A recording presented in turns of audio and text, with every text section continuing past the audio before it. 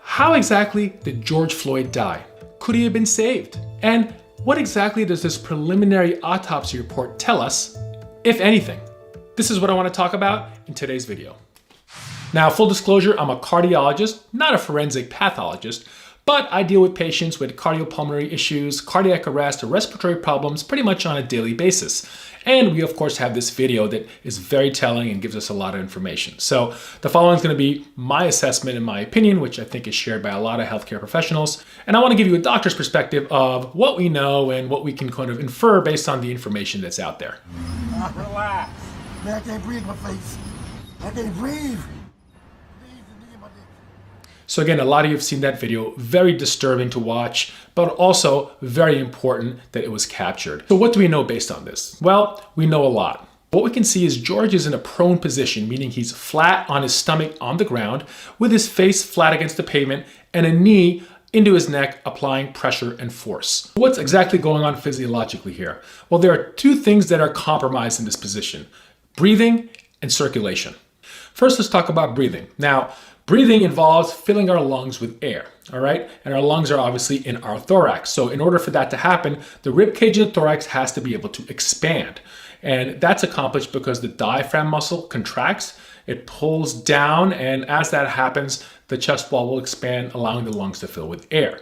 Similarly, our abdomen sort of gets pushed down a little bit in order for that to happen. Additionally, we have to be able to bring air through our mouth, our throat, and down our trachea without much resistance to get that air into the lungs. Now, when you're lying prone flat on the ground and you have resistance or a weight or a force pushing down on you, now you have to be able to lift your body up off the ground as you take in a breath. Now, that can be more difficult for someone like George, who, of course, they call Big George because he was a big guy. So there's a lot more weight for him to be able to push up if he wants to take an adequate breath. Additionally, he has a knee on his neck. So that is applying force and pressure down. So not only has to push up against his own weight, he has to push up against the force of the officer, which can make things very difficult. Now, additionally, when he has that knee on his neck, this could further compromise breathing by applying pressure against his trachea, which could compromise airflow coming in. Also, if you have other conditions like sleep apnea, this could further close up the airway in the back of the throat. Now, we could potentially recreate a similar scenario by breathing through a straw. Take a straw and try to take some deep breaths through it really fast. Again, it's very difficult, right? Now imagine breathing through a straw while you're down flat on the ground with your face against the pavement and a resistant force on your neck, and try to do that for 9 minutes. Now, let's talk about what's going on physiologically in the body in a situation like this. First, let's talk about breathing. Breathing accomplishes two things. One is oxygenation. Two is ventilation. Now, oxygenation is obviously the process of breathing air into our lungs to get oxygen into our blood in order for us to live.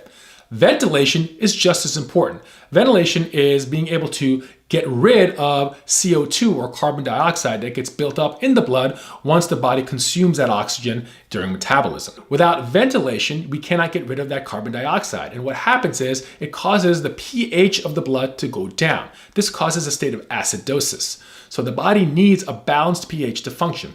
If the body gets acidotic because it cannot get rid of all that carbon dioxide, then you're going to get end organ dysfunction. The heart is eventually not going to be able to function, and the electrical signals will fail, and it'll cause cardiopulmonary arrest. Now let's talk about circulation. We talked about the breathing component of it, but there are also probably a circulation component. Now, as you saw in the video, the police officer's knee was against the neck, forcefully for a long period of time.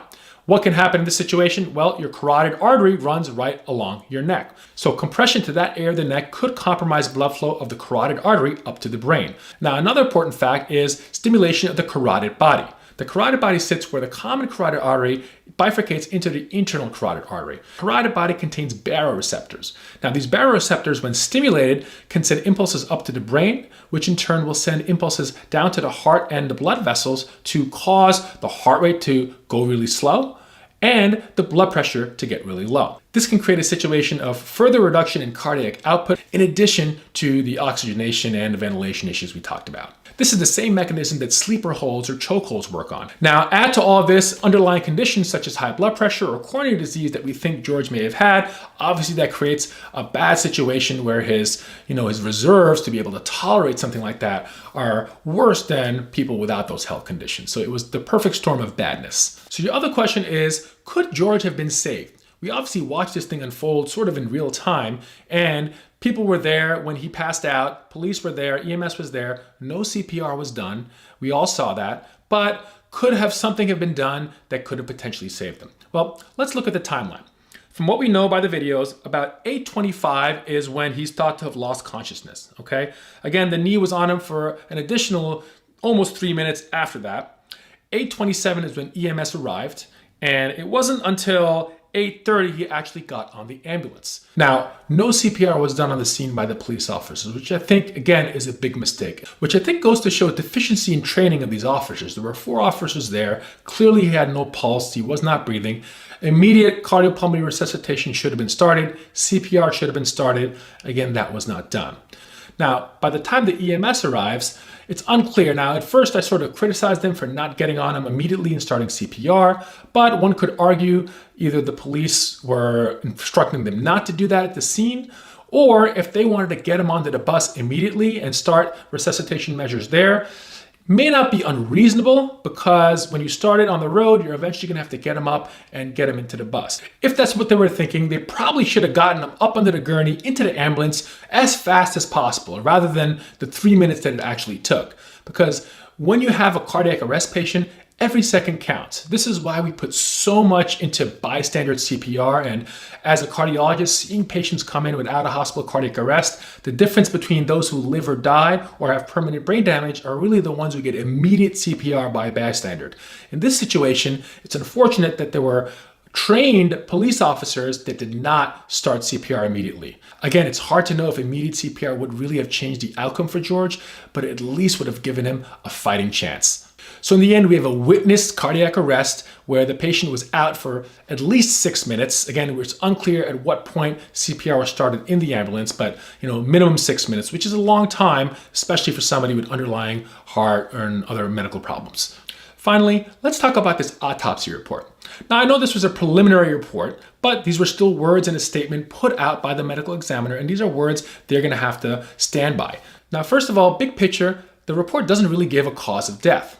Additionally, it's very vague, and it actually even makes assumptions to facts that we may not even know exist. The full report is pending, but the statement they released reads, "The autopsy revealed no physical findings that support a diagnosis of traumatic asphyxia or strangulation. Mr. Floyd had underlying health conditions including coronary artery disease and hypertensive heart disease. The combined effects of Mr. Floyd being restrained by the police, his underlying health conditions, and any potential intoxicants in his system likely contributed to his death." Now, let's break this down line by line, because this is important. First of all, this was not traumatic asphyxiation, nor was it strangulation, right? So strangulation, when they're looking for signs of strangulation, you're basically looking for signs of someone getting choked. So you're looking for ligature marks, you're looking for bruises and markings to show that someone's neck was forcefully compressed, fracture of the hyoid bone, and other things you see like conjunctival and particular hemorrhages and signs of kind of acute obstruction of the airway. But we all looked at the video. He wasn't strangled. We know this. So that seems silly. Secondly, traumatic asphyxiation. Again, this was not traumatic asphyxiation. Traumatic asphyxiation refers to in a situation of trauma, like a motor vehicle accident or machinery accident, where there's trauma to the chest, or there's some sort of situation where the patient literally cannot take a breath at all. What it causes is an acute increase in intrathoracic pressure, which basically limits the backflow to the right side of the heart, causing a spike in the right atrial pressure, which transmits back up to the supravena cava, which in turn causes an acute rise in venous pressure of the head and the face, which will cause facial swelling. This will cause rupture of various veins and capillaries and other similar phenomena that we see. But again, we know in a situation, this was not an acute trauma-induced chest restriction situation. This was a slow asphyxiation process. What he had is something called positional asphyxiation. Positional asphyxiation is a situation where someone is not able to adequately breathe mechanically because of a certain position. In his case, being prone on the ground and with a weight on the back of his head, kind of like what we talked about before. And this process, again, can sometimes be a little drawn out and slower than your traumatic asphyxiation. But again, we don't need an autopsy to make that diagnosis. It was clear in the video. The last line, which really bothered me, reads, "The combined effects of Mr. Floyd being restrained by the police, his underlying health conditions, and any potential intoxicants in his system likely contributed to his death." Now, you can't get much more vague than that. Likely and contributed, already two words that sort of express uncertainty. And any potential intoxicants, like they didn't even do a tox report. They're just assuming that he may have been intoxicated or under the influence of something. I mean, that line alone to me really compromises the integrity of this report, combined with all this uncertainty. And really, it's a poor statement to put out. And all it does is fuel the fire. And I don't think they did anybody any good by releasing that paragraph. So again, a lot of holes in that, in the terminology. I can't help to think that there is some bias involved in that preliminary report. What they should have just said is, full report is pending. I'm really looking forward to the full autopsy. Hopefully there's details, and I fully support an independent, non-Minneapolis associated medical examiner or pathologist doing an autopsy on him as well, given the intensity of the situation, and hopefully we can get some more answers soon. In the end, I think it's pretty clear. We all know how he died. We don't need an autopsy to tell us that. It's semantics if you ask me. It's clear as day, and something needs to be done about it.